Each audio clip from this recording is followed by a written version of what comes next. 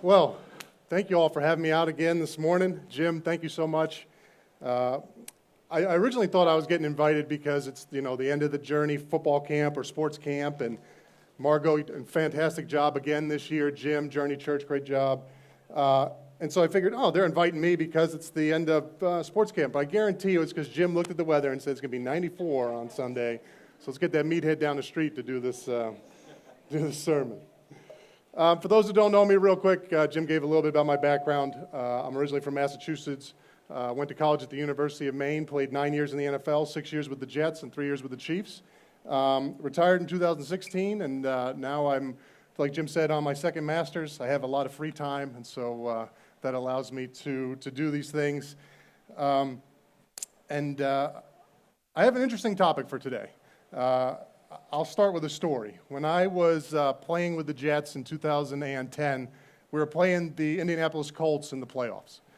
And it was one of those games, I believe it was the AFC Championship game, so the winner gets to go on to the Super Bowl, right?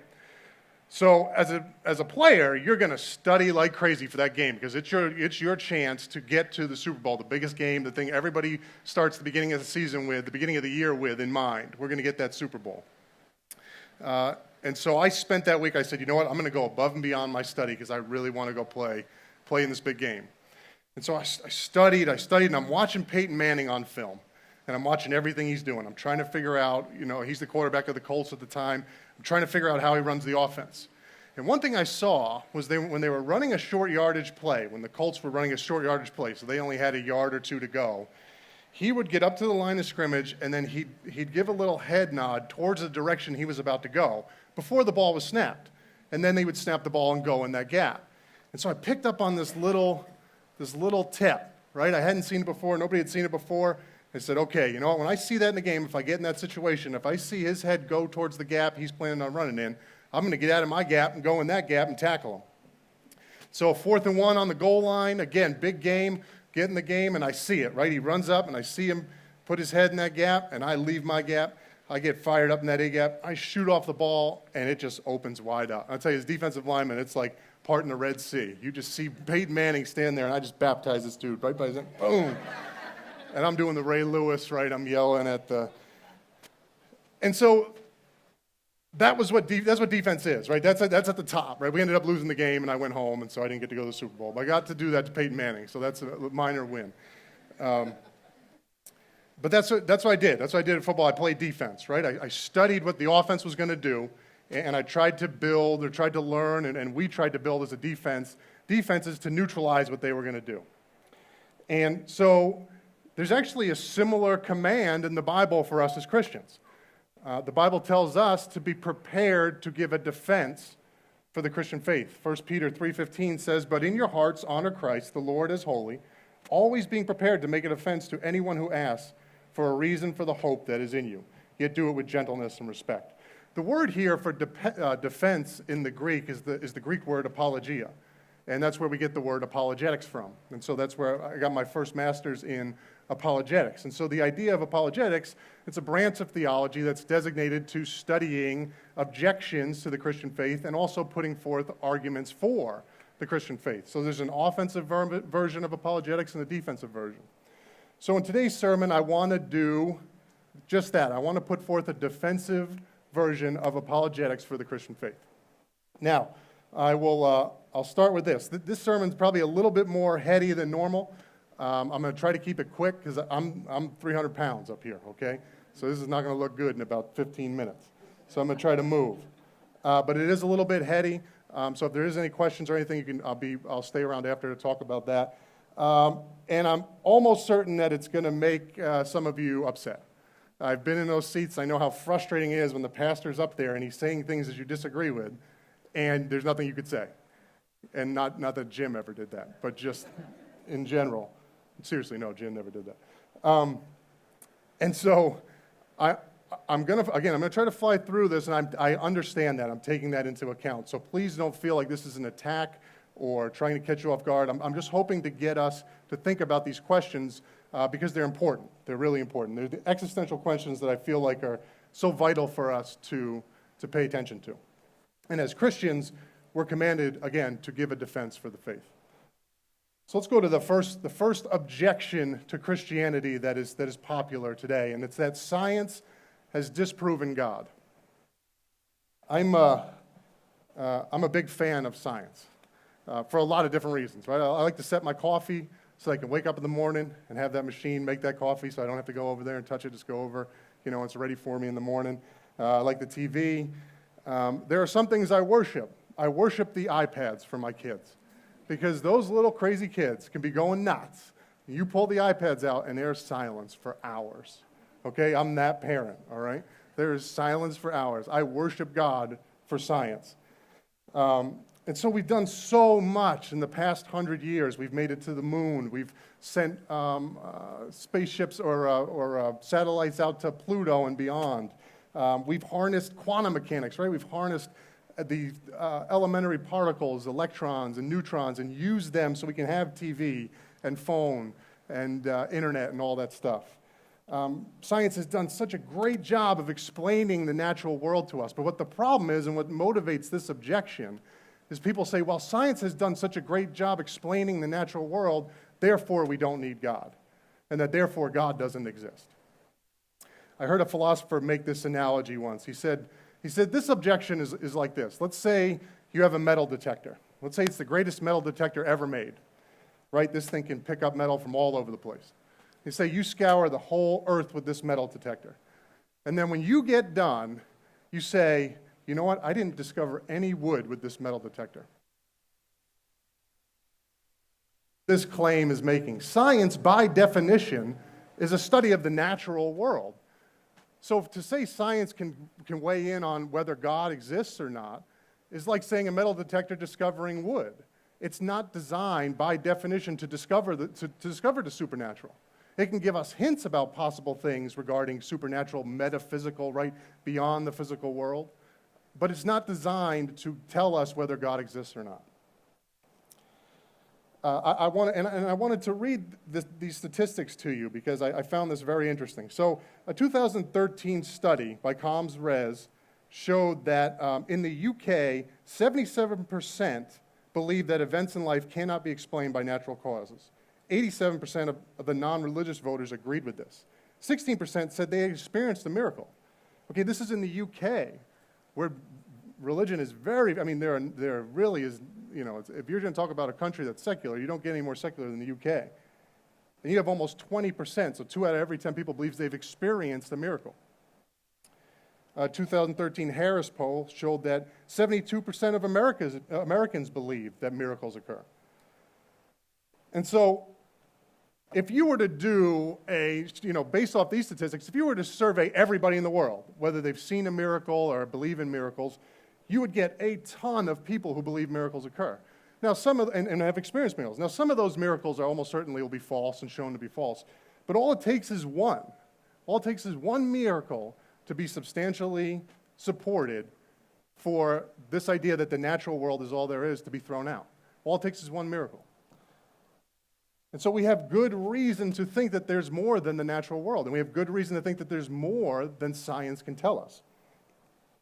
There's kind of an underlying claim here that the only way to, we should only believe things that are scientifically proven. That's kind of the underlying claim to this, is only believe things that are scientifically proven. I want to make 2 points here. First off, that sentence is not scientifically provable. So the sentence, we should only believe things that are scientifically provable, is a philosophical sentence. It is not a scientific sentence. And so right away, the sentence is self-defeating. But the second thing is there are a lot of things that we believe that science doesn't tell us. Let me give you a couple examples. First off, mathematics.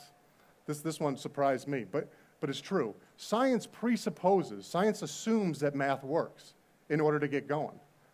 But science can't prove math because for science to prove math, it would have to assume the truth of math and then it'd be reasoning in a circle. So science assumes the truth of mathematics. Science assumes metaphysical truths. Have you ever tried to prove that other minds exist outside of your own? There's no way to prove that. I see you all moving, right? I see everybody moving and talking, but I can't prove that other minds exist.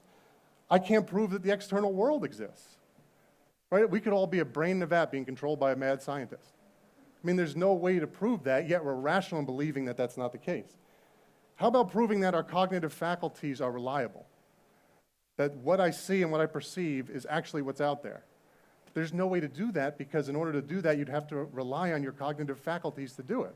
And again, you'd be reasoning in a circle. Ethical beliefs. Science only tells us what is, not what ought to be. Right? Science can tell us how things go, right? But it can't tell us whether it's wrong or not to kill an innocent human being. It can tell us how the gun works. It can tell us what happens to the body when it dies, but it can't tell us if that's right or wrong. The second you take that step, you've moved into philosophy. And so there are a number of things that science can show us that we know to be true. So science is not exhaustive knowledge. There are many other ways to know about the world.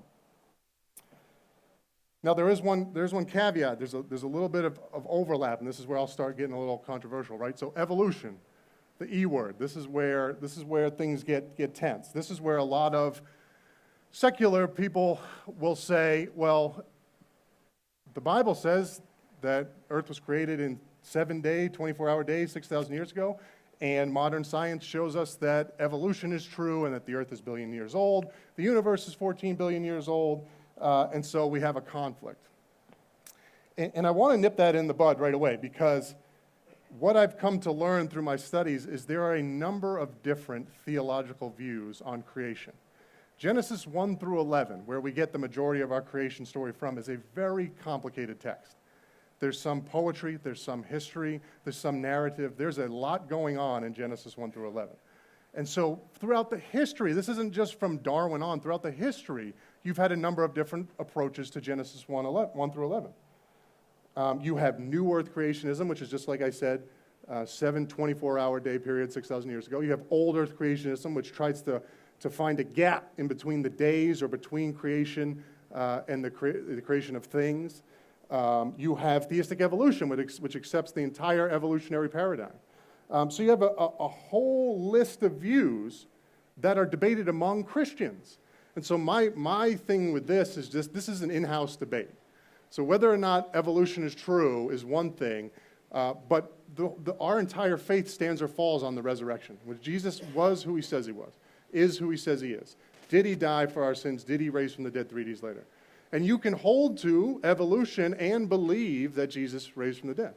And so there is no conflict here. This is an in-house debate. I want to read you this quote and think about when this might be from. This is, "As for these days, it is difficult, perhaps impossible, to think, let alone explain in words what they mean," talking about the Genesis days of creation. "But at least we know that the Genesis day is different from any ordinary day which we are familiar with." So, that sounds like something that would come from a philosopher today. That was St. Augustine in the 4th century. Okay, so this is not something that's a knee-jerk reaction within the church to deal with Darwinism. This is something that theologians and philosophers have been debating forever. So again, the idea that evolution disproves God is totally false. There is a number of different debates and a number of different positions on an entire spectrum, and so that's an in-house debate. The entire faith stands or falls on Jesus Christ. Okay, let's go to the second slide. Objection number 2, there can't be just one true religion.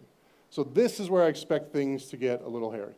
But we live in a culture today that is very much a have-it-your-way culture, right? It's a very individualistic. And so it's 21st century Western democracy.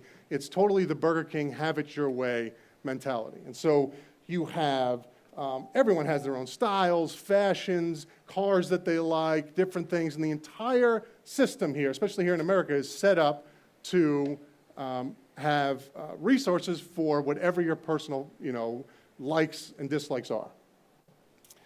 There's one thing that comes to mind that always reminds me of this point is my grandmother. I love my Nana. She comes up here every couple months to help with the kids, and she's the greatest, and she does so much to help us. But my Nana is very indecisive. And so we'll go out to, say we go out to dinner. We'll take her out to dinner to thank her for everything. And now again, I'm 300 pounds, so I'm thinking about the menu on the way to the restaurant. When that waiter comes over and says, "What would you like to drink?" I'm saying, "I want a steak with crab meat." I'm on, and the dessert is going to be this, and bring the check like I'm ready to rock. My grandmother is not that way. And so we'll be sitting there getting ready to eat, and the waiter will come over and say, "Okay, well, what would you like?" And you'll get this, and she's scanning. I'm like, Nana, we've been here for 20 minutes. You haven't picked. And she's scanning. And then she'll say, I'll have this. And then the waiter will say, okay, well, that comes with 3 sides. And I'm like, oh, no. That's all about. It's like, well, the sides, should I get this? And then she'll say that, and she'll say, oh, we have a special today on this, and would you like that? And she'll and I'm sitting there just like, God, I know you exist. Just let this end. Please let this end. Please, God, let her pick something. So I know we're in this individualistic, this is how things work here. Now, here's the problem with this objection. Religion gets grouped into this kind of subjectivity. So you have 2 different categories of things, right? You have objective truths and subjective truths. So subjective truths are like my grandmother picking what she wants to eat, right? Subjective truths are like ice cream flavors or, what kind of car you like.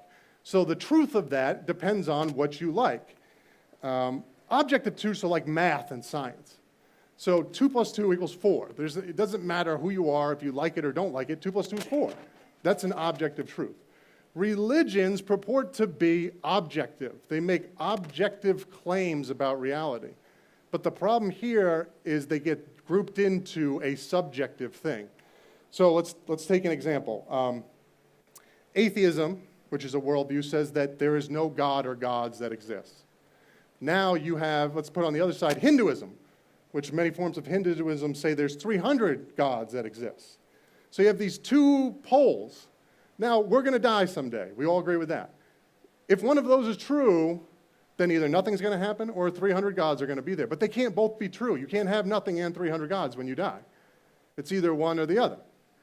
And now we're bringing in a little bit closer. Let's take Christianity and Islam. Christianity, Jesus Christ says, I am the way, the truth, and the life. There is no way to the Father but through me. Islam says there is one prophet, Muhammad, or there's one God, Allah, and his prophet is Muhammad. So there are 2 conflicting claims. These cannot be true at the same time in the same place. And so right off the bat, this idea that there can't be one true religion, you could go to the extreme and say all religions are false, which itself is a religion and therefore would be self-defeating. Or you have to try to figure out, best of your knowledge, what religion is true. But they can't all be true. Philosophically, there's a problem, right? You can't have these contradicting things. Morally, there's a problem, because if all religions are true, then these religions that sacrifice children, where rape is permissible, that do these awful things, why would their religion be false? You'd have to appeal to some objective standard, and where does that come from? And so if you're going to say all religions are true, then you'd have to accept the full spectrum of religions.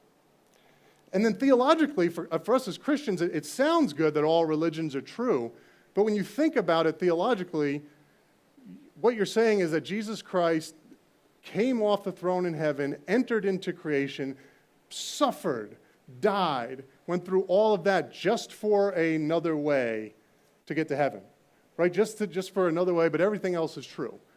It takes the cross and makes it somewhat vacuous. And so theologically, we have good reasons to think that that's not the case. And thinking about religion in this way has really changed my mindset. So when I was in New York, I played 4 years with a good buddy of mine who was a Muslim. And we went out to dinner, we talked, we fellowshiped, all kinds of stuff. Not once did he ever tell me about Islam. Now, when I reflect on this, I think even if it's subliminally, he's telling me to go to hell by not telling me about Islam. He thinks that my worldview is wrong and his is right. He thinks that if you're a Christian on Islam, you're in bad shape. And he didn't bring it up once. And so I was kind of like, man, why? And then I was convicted on myself because vice versa, right? It's like it motivated me to say, wow, I need to talk to him about Jesus. Like, why aren't we talking about this stuff? This stuff's so important. And so I understand it being in a kind of Western society, why we would come to think this. But again, it's bankrupt on so many levels. Now, some will say, well, you're a product of where you were born, right? You were born in a certain society at a certain time period. You grew up in a certain cultural milieu, and you came to these beliefs because of how you were brought up. And that's true, right? So if you were brought up in Pakistan in the 21st century, you would probably be a Buddhist or a Hindu. In the Middle East, you would probably be a Muslim. In America, In the 21st century, you might be Christian, you might be a pluralist, you might be atheist. A lot of it depends on how you were brought up. If you were brought up in the 2nd century, you would think that the earth was flat. Now, just because you grew up in that time period and you had that belief, doesn't mean that that belief was true, right? So we have to recognize the fact that our beliefs are shaped by how we are brought up, how we come to believe these things. But we can't stop there. We have to try to get over that hump and evaluate religion on its own merits. And so it doesn't mean it's not difficult, but it doesn't mean because we were brought up in a certain culture that we should stay there. Timmy Keller has this interesting quote, a pastor in New York. He says, people in other centuries and other cultures don't have the same intuition that everyone deserves an equal chance. Just because everyone you know feels a certain way and your culture feels a certain way doesn't mean you can come to the Bible and say with Western individualistic people who don't like biblical revelation it can't be true. People in the Middle East are not nearly as bothered with this idea that some religions are right and some religions are wrong. That is not their problem with Christianity at all. So in the Middle East, this idea that only one religion can be true is not controversial at all. They get it. Their biggest objection to Christianity is how God could be all loving and how he could enter into creation. They think that that's degrading God. But they have no problem with this. So this is really something that's, again, within our culture that we need to try to transcend, to get over, and evaluate religions, again, on their own merits. Anybody fired up yet? Okay, let's go to the next one. It is wrong to force your morality on others. There I am about to force my morality on Manning. This is always a fight at the dinner table or on Facebook. And I remember when I first got saved. I got saved up here, small church in northern Maine, and old school Pentecostal church, right? So old school rules, old school religion. I love them. But it was very much religion, right? And so the women didn't cut their hair, they didn't wear makeup, they wore skirts, the men wore slacks, there was no drinking, there was no piercings, no tattoos, none of that. And so I get saved, this is my last year in college, and I come home to see my family, and I'm fired up and I'm zealous, and we sit down at the dinner table, and I say, hey guys, listen, I went to church, and I found Jesus, and this is so important. And they're like, oh, that's great, that's fantastic. Now, my family wasn't saved. And I said, listen, you all are going to hell. But don't worry, I figured it out. I got the plan. Here's what we got to do. Mom, you can't wear any makeup. Don't cut your hair. You got to take the jeans off. Just put the jean skirt on. Okay, Johnny, my brother, don't be drinking. We got to get the beer out of here. But listen, we're good. We ain't going to go to hell, but we got to implement these rules. Now, obviously, that's wrong, right? That's uncorrect. But this idea of forcing your morality onto others can really cause a stir. Because I remember my family was like, are you crazy? What are you, nuts? Do you remember yourself in high school? But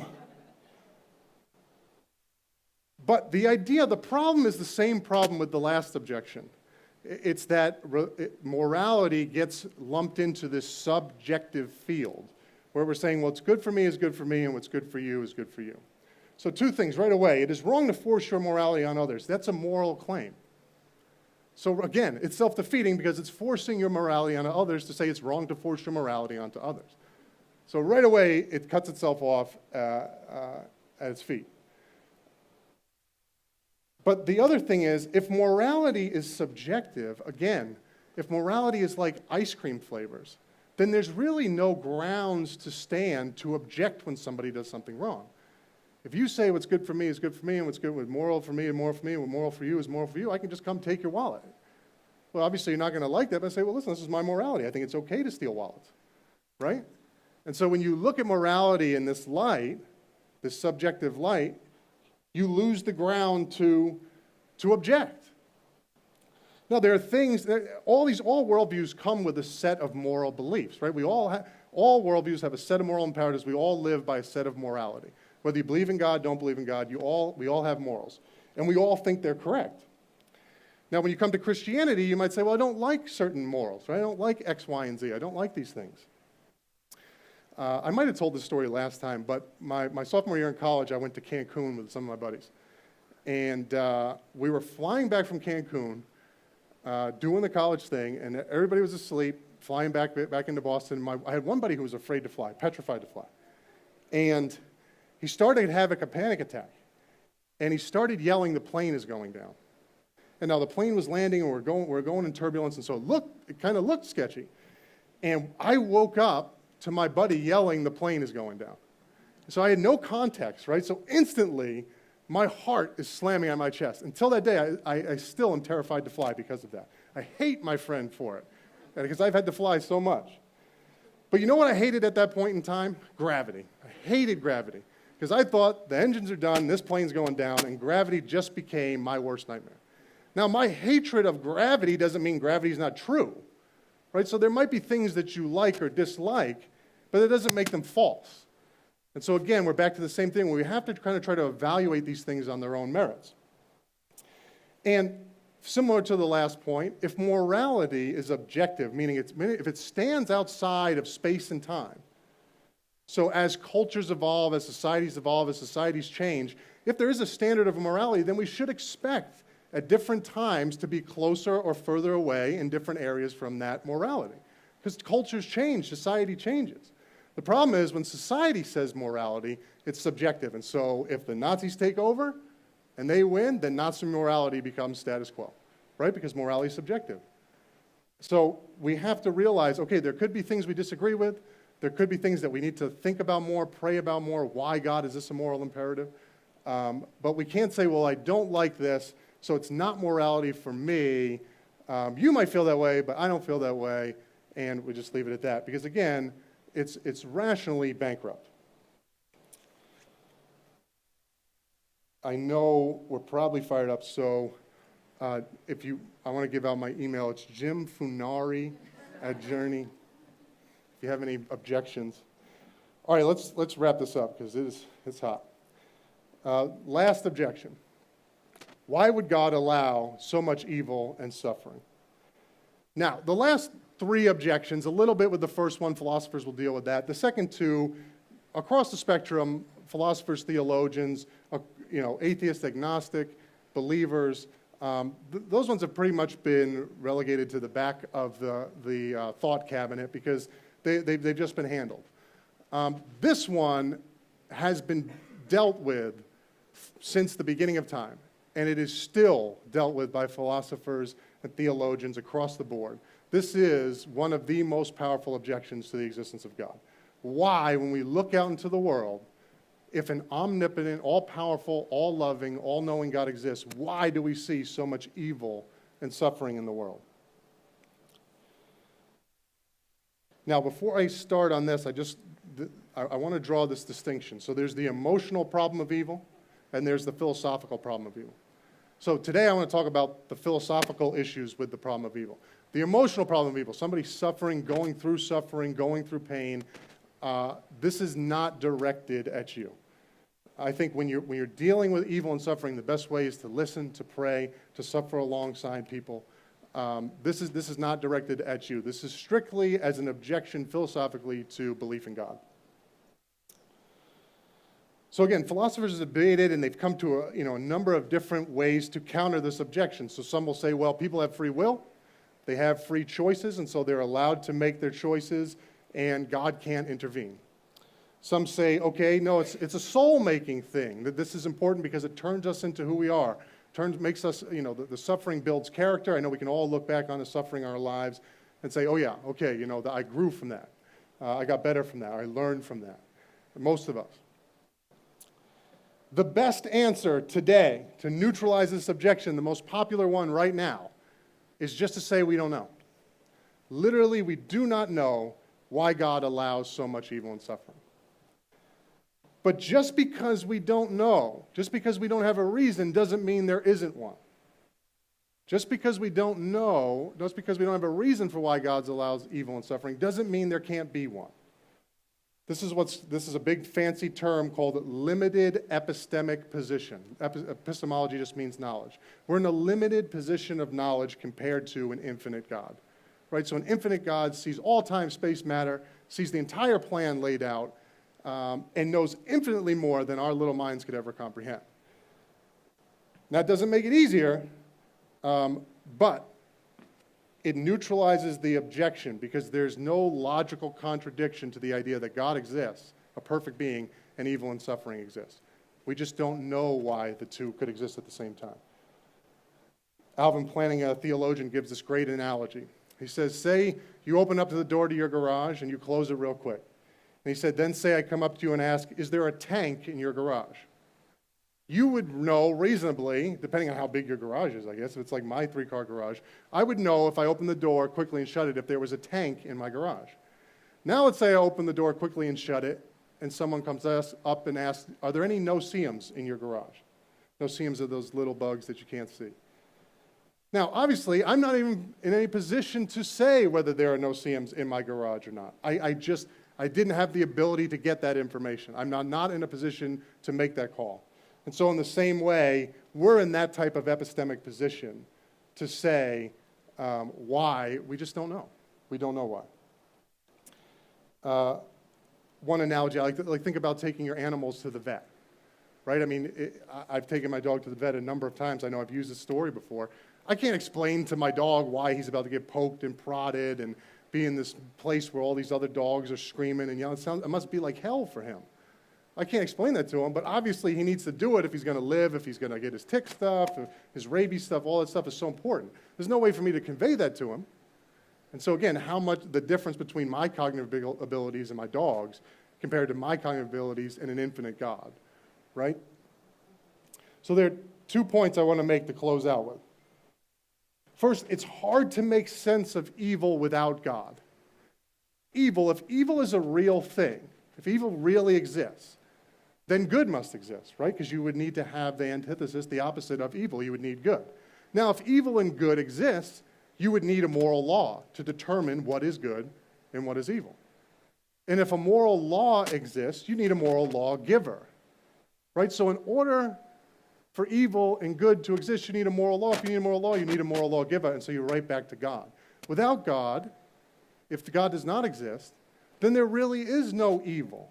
These are all subjective experiences that have been put on us through a process of natural selection and evolution over the course of, 5 billion years or whatever, and here we are. And so we have these feelings, but there's no real evil. That's just how our body reacts to stimuli in the external environment. C.S. Lewis, this idea was what converted C.S. Lewis from atheism to Christianity. C.S. Lewis, the great theologian and philosopher. And this is his testimony of it. He said, my argument against God was that the universe seems so cruel and unjust. But how had I got this idea of just and unjust?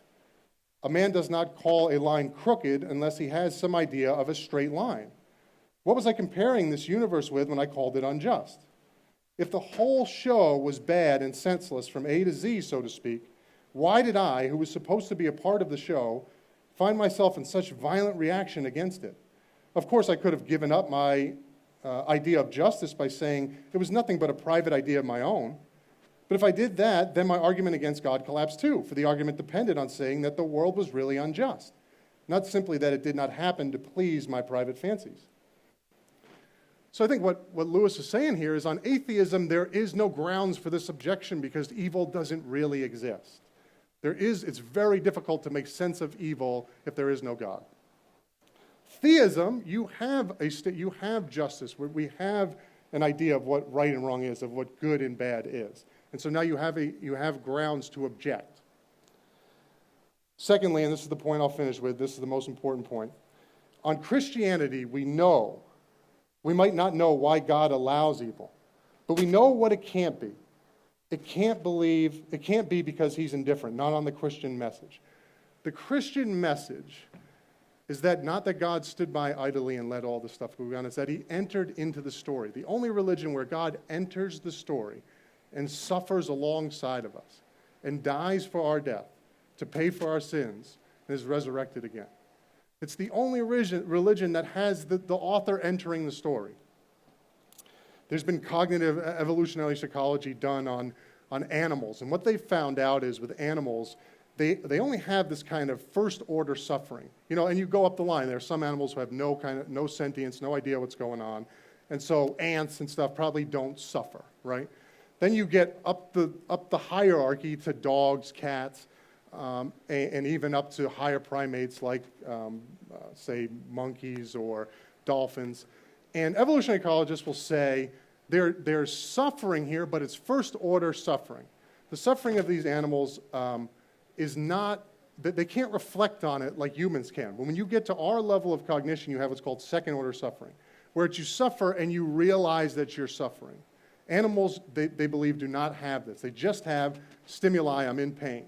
And so you work up this hierarchy. Think about when you get past us to an infinite God. What is suffering like for an infinite God? It is an infinite level of suffering, what he went through for us. And so again, the Christian message is, we don't know why God allows evil and suffering, but it can't be because he's indifferent. The suffering that Jesus went through on the cross is far beyond any of our suffering because he's so much greater than we are. This doesn't tell us what the reason is for the problem of evil. What it does tell us is what the reason is not. It cannot be that God doesn't care. The gospel keeps off the idea of indifference.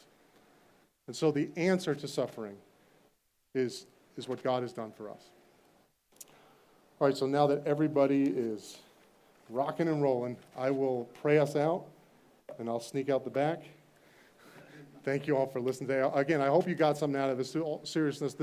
These issues are incredibly important. I didn't address this stuff exhaustively. I understand there are counterpoints and different points of view and places that I could be wrong. But my prompting is twofold. One, to recognize that it's a theological imperative for us to engage in this kind of discourse, this kind of talking about these important issues. And then two, is the fact that, again, we can't be indifferent to it. So, Jesus, thank you so much for this time together. I pray this wasn't just information, but transformation, Lord.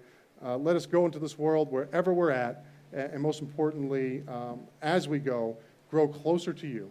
I pray for traveling mercies for everybody going home, and I pray, Lord, you would be glorified in all that we do. In Jesus' name we pray.